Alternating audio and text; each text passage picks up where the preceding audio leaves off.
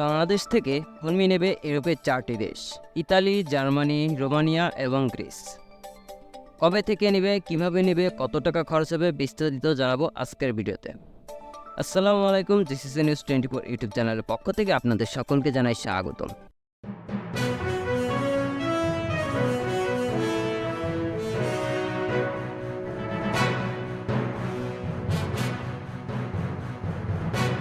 বৈধ পথে ইউরোপ অভিবাসনের সহায়তার জন্য ইইউ 2021 সালের ট্যালেন্ট পার্টনারশিপ নামে বিশেষায়িত কর্মসূচি শুরু করেছে এবং এর আওতায় থাকা 7টি দেশের মধ্যে বাংলাদেশ কিন্তু রয়েছে।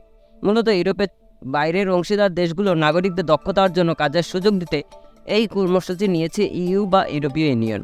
প্রায় 2 বছর ধরে বাংলাদেশের সঙ্গে ইইউ এর অবৈধ পথে অভিবাসনের বিষয়ে আলোচনা চলছে।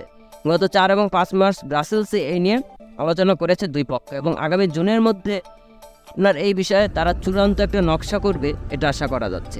এখন ট্যালেন্ট পার্টনারশিপের মাধ্যমে বিদেশে দক্ষ কর্মী যদি পাঠানো শুরু হয় বাংলাদেশ থেকে এবং সেটার ফলাফল যদি ভালো হয়, তাহলে কিন্তু ইউরোপের অন্যান্য দেশগুলোও আগ্রহ করবে আমাদের দেশ থেকে শ্রমিক নেওয়ার।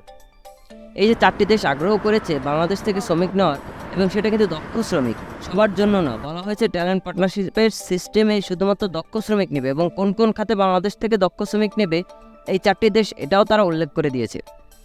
ইটালির বাংলাদেশ থেকে যে ধরনের শ্রমিক চায় সেটা হচ্ছে আপনার পোশাক তৈরি শিল্পে কাজ করবে, আর হচ্ছে জাহাজ তৈরি শিল্পের জন্য।